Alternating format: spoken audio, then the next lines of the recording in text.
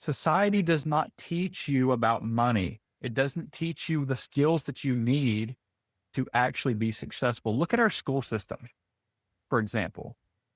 You were forced to go to school, and you were told when you were in school that you need to go to school and you need to make good grades so that you can get a job. But they don't teach you about the skills that you have to have in order to succeed at life. Instead, you learn about things like the square root of whatever. You learn about things like the mitochondria being the powerhouse of the cell, but yet they somehow forget to teach you about taxes. They somehow forget to teach you about finances. They somehow forget to teach you about interest rates, how credit works, how to get approved for loans for businesses, all the things that you would need to know in order to be successful if you wanted to do something on your own that you actually wanted to do. Why is that? Do you think that that's an accident? Do you think that it's an accident that they didn't teach you the skills that you need to know to be able to be successful? And what I've seen in e-com, running ads and stuff, what I've seen is oftentimes the skills that people are missing are the skills that they don't teach you in school. It's the skills that people lack because of how they were taught to behave when they were in school. When you're in school, you get punished for asking for help. You get punished for collaborating on a test or asking the answers or looking the answers up. But you know what they call that in business? When you ask somebody for the answers who already has the answers when you were in business, that's called winning. That's called being successful. Why is it that our school system is made basically to be opposite of what it takes to actually be successful in the real world? So what are the skills that you have to have from everything I've learned to be successful in business? Number one is you have to be willing to work together as a team. In school, they call it cheating. When you ask for help on a test, that's called cheating, right? In business, it's called winning.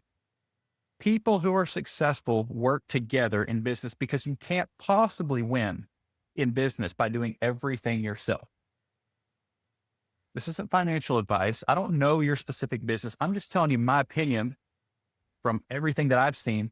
The people who struggle the most in business and the people who make the worst mistakes are the people who try to figure it out on their own. The people who don't ever ask for help, who go into things blindly with no knowledge and make big mistakes. Here's the thing. Oftentimes in business, if you're seeing success, if you're, let's say, for example, you're making 40, 50K plus a month in sales, for instance,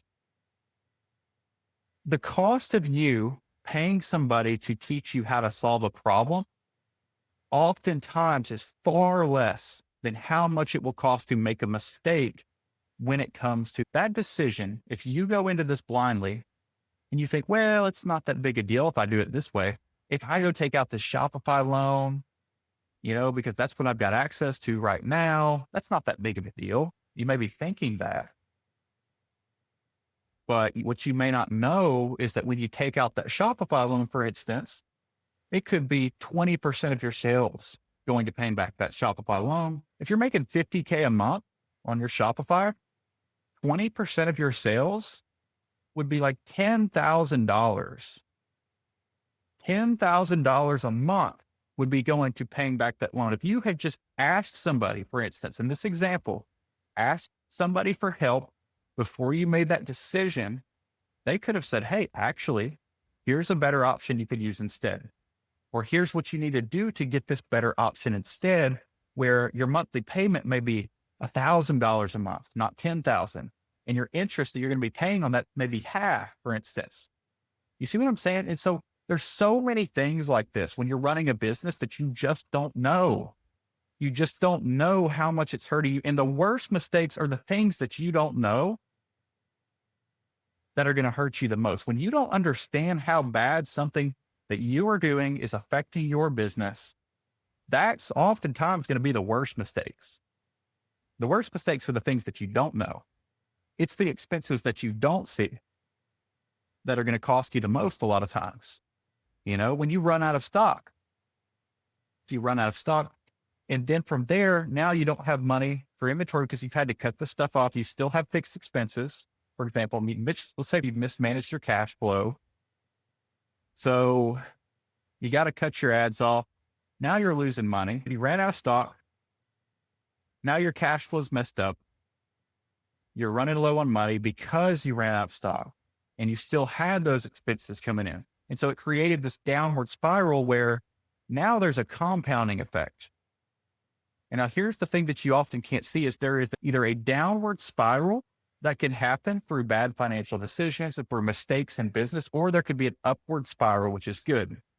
An upward spiral would be, okay, you get a winning ad, your sales volume increases 45%, 50%, or whatever it may be, right? So now you got more sales volume. Now there's more money coming into the bank.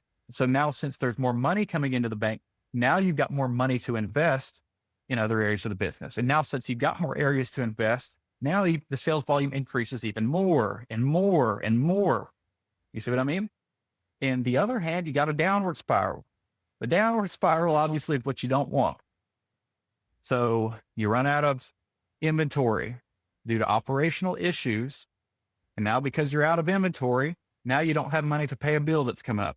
And now you got to hold off on paying that bill. And so now your inventory bill you're late on, or whatever, you're late to pay your inventory bill. And so now your inventory ships late, then you run out of stock again. And it's this never ending effect because of the issues inside the business.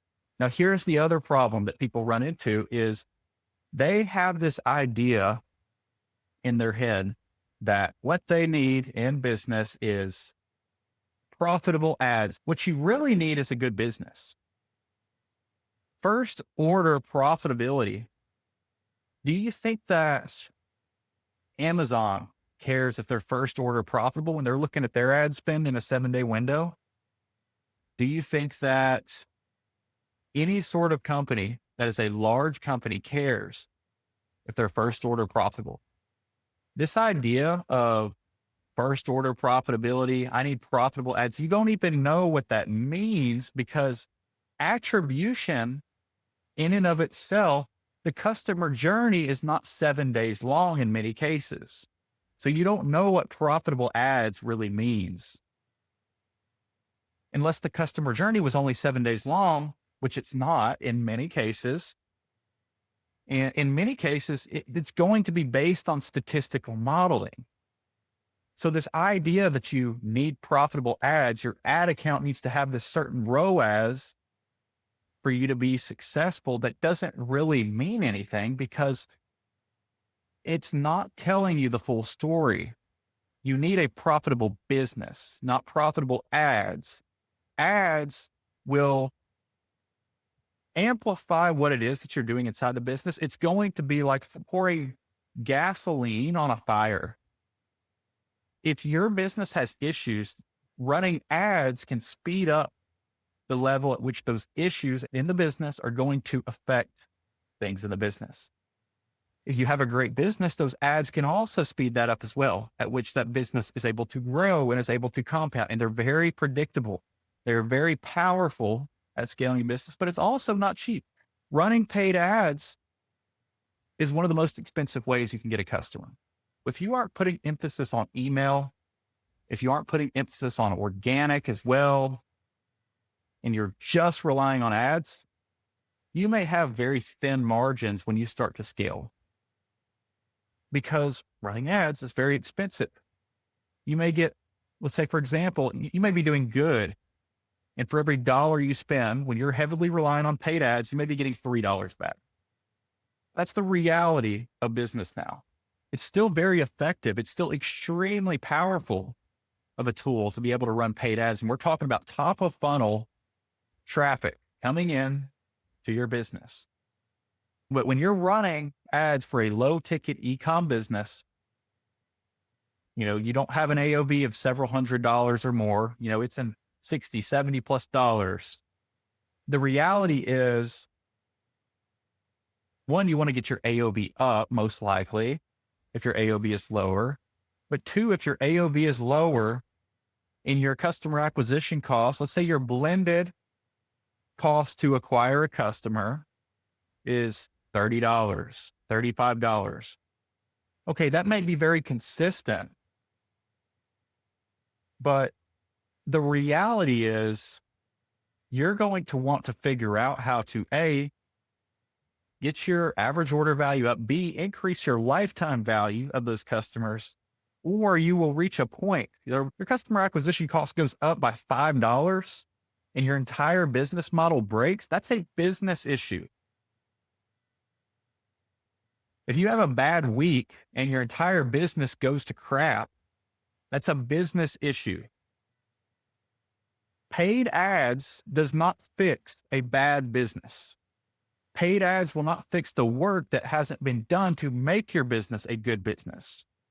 And so people have this idea that they're going to bring on a marketing guy and the marketing guy is going to fix all their problems. In some cases, a marketing guy can be huge.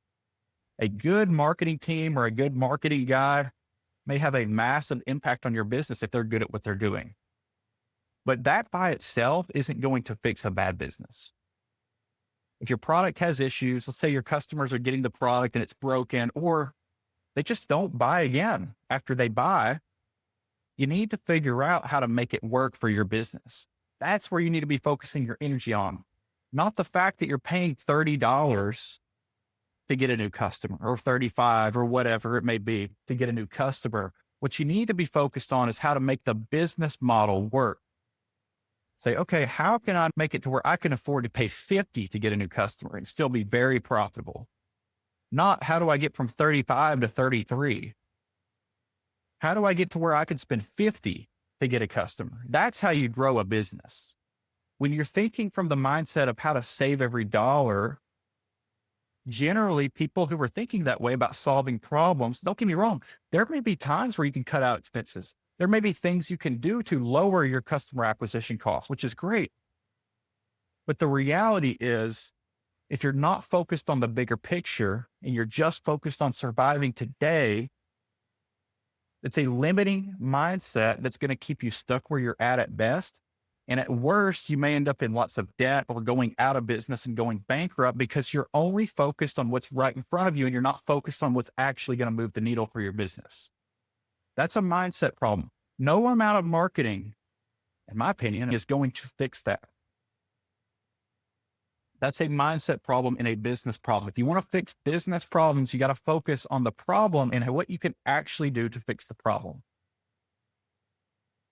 If you guys found this helpful, feel free to leave a comment below what you want to see next. So anyways, that being said, peace.